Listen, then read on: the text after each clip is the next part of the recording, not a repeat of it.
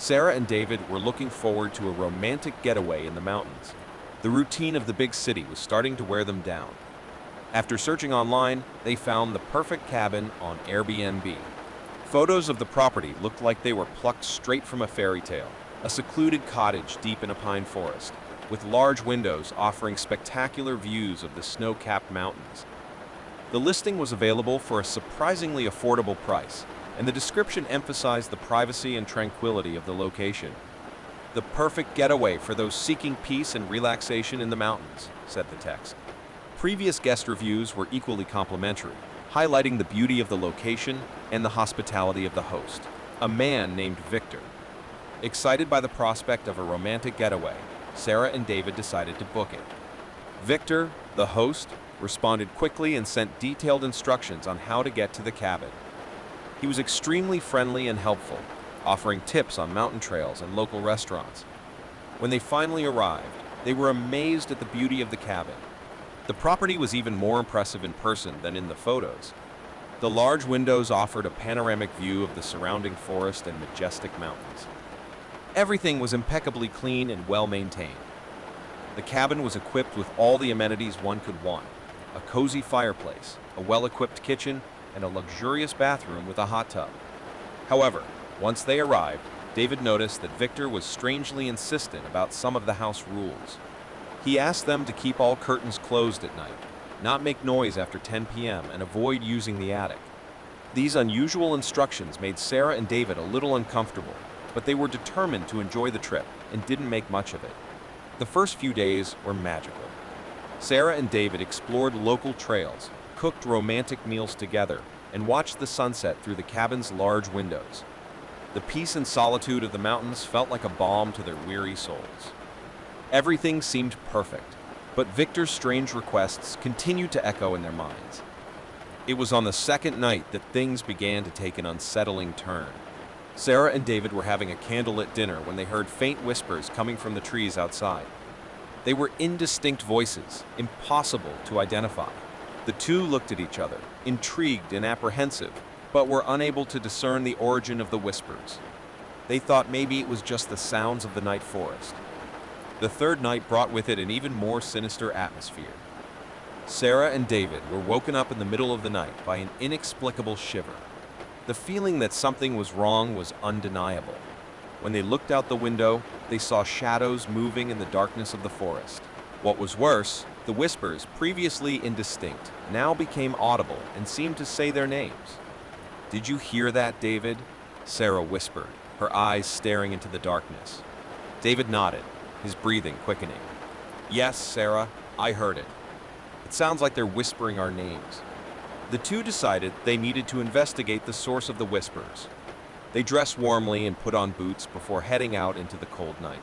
The darkness of the forest was almost tangible, and the silence was almost deafening, except for the hissing whispers that seemed to follow them at every step.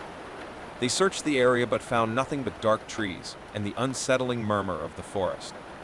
Finally, with a feeling of defeat, they returned to the cabin.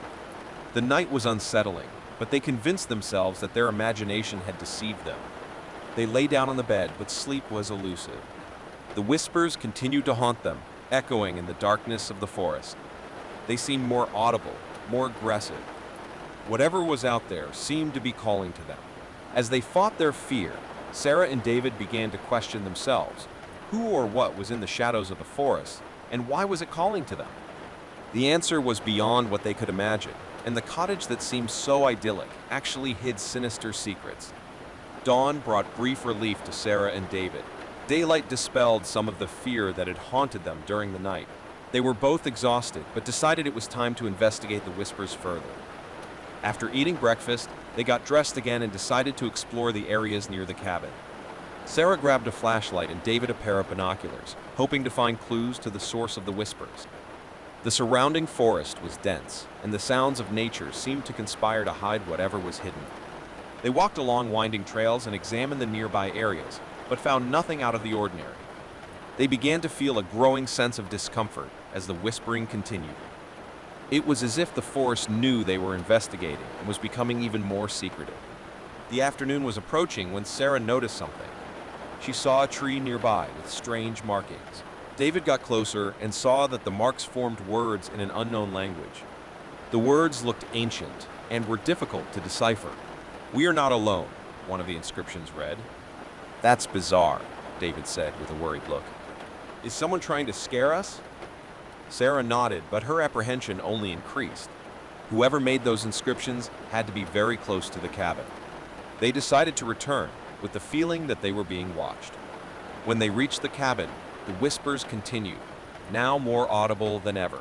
David was becoming increasingly frustrated. He knew something was wrong, but he couldn't identify the source of the whispers. Sarah was restless, but her curiosity also grew. That night, they decided to keep the curtains open, refusing to obey Victor's request to keep them closed. Sitting at the table, they watched the dark forest beyond the windows, hoping to see some clue as to the origin of the whispers. It was then that they saw shadows moving quickly between the trees. These were no ordinary shadows. They seemed alive and malleable, dancing in the darkness. The whispers, now louder than ever, seemed to come from the shadows themselves. "That's impossible," David whispered. "Shadows don't move like that." Sarah nodded, feeling a chill run down her spine. They decided it was time to investigate the attic, even though Victor had said it was to be avoided. The attic was dark and dusty. Sarah turned on the flashlight while David climbed the stairs. The space was empty except for a few old boxes stacked in the corner. It appeared to be just an ordinary attic, but the feeling that they were being watched only increased. David looked around and noticed something strange. There was a hatch in the attic ceiling. He opened it carefully and saw that it led to a small crawl space. The feeling that something was wrong became almost unbearable. With flashlight in hand, David climbed through the hatch and began crawling through the crawl space. The space was cramped and full of dust, but he was determined to find out what was going on. Sarah waited anxiously in the attic, her eyes fixed on the hatch. David crawled until he found what appeared to be a fake brick wall in the crawl space. Carefully, he pushed it open, revealing a small secret compartment. Inside, he found an old box full of old news clippings. The news headlines were terrifying. Family missing in mountains and unsolved mystery in remote chalet. David leafed through the clippings, realizing that the stories referred to unsolved cases of people who had disappeared in those mountains.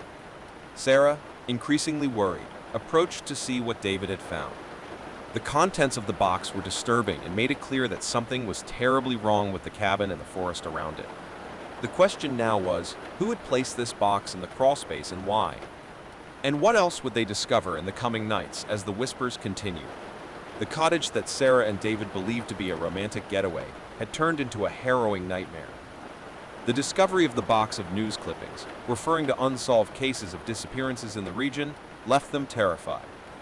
Those stories cast a dark shadow over what was supposed to be a peaceful mountain getaway. They decided it was time to confront Victor, the Airbnb host, about the strange circumstances they were facing.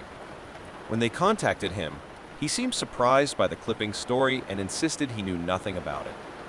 He promised to visit the next morning to discuss the situation in detail. The following night was even more terrifying. The whispers intensified, the shadows danced in the windows, and the feeling of being watched became almost unbearable. Sarah and David barely slept, aware that something was very wrong with the cottage. The next morning, Victor arrived as promised. He seemed genuinely perplexed by the story in the news clippings and insisted that he was unaware of the existence of the box in the crawl space. He suggested that perhaps they were forgotten souvenirs from previous guests. Despite the seemingly logical explanation, Sarah and David were still suspicious. They decided to ask Victor to help them investigate the whispers and shadows that seemed to emanate from the forest. To their surprise, Victor vehemently refused. "No, you shouldn't worry about that," he said, his expression becoming more tense. "Just follow the rules and avoid the attic. That's what matters." Victor's response only fueled Sarah and David's suspicion. There seemed to be something he didn't want them to know. Victor's visit made them even more restless, and they felt more isolated than ever. That night, Sarah decided it was time to explore the attic in more detail, despite Victor's warning. She climbed the stairs alone, determined to find out what was going on. The attic was dark and silent, and Sarah's flashlight only illuminated the space closest to her. She began searching the attic carefully, examining every nook and cranny. However, he found nothing more than the dusty boxes and crawl space. It was then that she noticed something, a secret passage in the attic wall. Carefully, she pushed the wall open and discovered a narrow corridor that led to a secret room. Inside, he found a series of old documents and photographs, many of them showing unknown people who had stayed at the cottage over the years. It was as if the cabin was documenting all of its guests. As Sarah leafed through the documents, she came across a name that terrified her: Sarah and David Current Reservation. The document contained detailed information about them, including full names, arrival and departure dates, and even the information they provided when booking on Airbnb. At the same time, David began to feel something was wrong and went upstairs to check on Sarah. He found her in the secret room, leafing through documents with a look of horror. Sarah explained what she had found, and they both realized they were being watched more closely than they ever imagined. The revelation of the documents brought a wave of panic. They didn't know who was behind it or why their cabin had turned into a maze of dark secrets. The feeling that something was terribly wrong only grew. With shaking hands, Sarah and David decided it was time to confront Victor with the evidence they had found. They quickly descended from the attic, taking the documents and photographs with them. When they confronted Victor, he seemed nervous and evasive. Finally, he confessed that the cottage had been designed to observe guests without their knowledge. He claimed it was part of a sociological experiment to study people's reactions to constant surveillance. Sarah and David were shocked by the revelation. They felt betrayed and invaded their privacy. Victor begged them to stay and participate in the experiment. That night, as they packed their things, the whispers and shadows seemed more intense than ever. It was as if the cottage itself was rebelling against his departure. With heavy hearts and lingering fear, Sarah and David left, leaving the cabin and its sinister secret behind. They had no idea that the dark revelations they had discovered were just the beginning of a frightening journey. What awaited them in the forest, and what else would they discover about Victor's disturbing experiment? Sarah and David left the cabin and the dark forest behind, but their experience continued to haunt them. The dark revelations about Victor's experiment and the constant monitoring they had suffered left deep emotional scars. The feeling that they were being watched never left them. They decided to report what they had discovered to local authorities, hoping that something would be done about the cabin and the sinister host.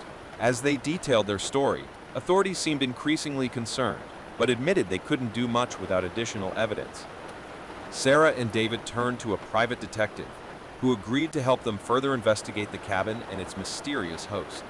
As the investigation progressed, they discovered that Victor was a false name and that he had disappeared without a trace. As the months passed, Sarah and David continued to receive anonymous and threatening messages. It seemed that the Chalet observer had not given up on his obsession. They decided it was time to take drastic measures to protect their lives and privacy.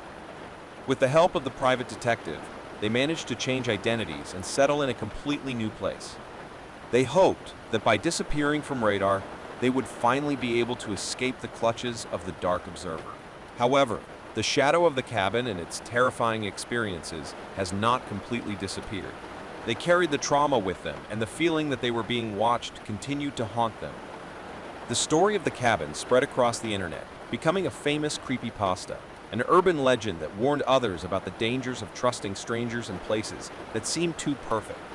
Sarah and David learned the hard way that the desire for a peaceful escape can take them to terrifying places they never imagined in their worst scary stories. They knew their lives would never return to normal, but they were determined to survive and overcome the dark past they had faced. The cabin and its sinister observer remained an unsolved mystery, a horror story that left an indelible scar on Sarah and David's minds. Their host's sick obsession and the cottage that seemed to take on a life of its own were memories that couldn't be erased. What they didn't know was that the story was far from over, and the nightmare they experienced was about to become even more terrifying.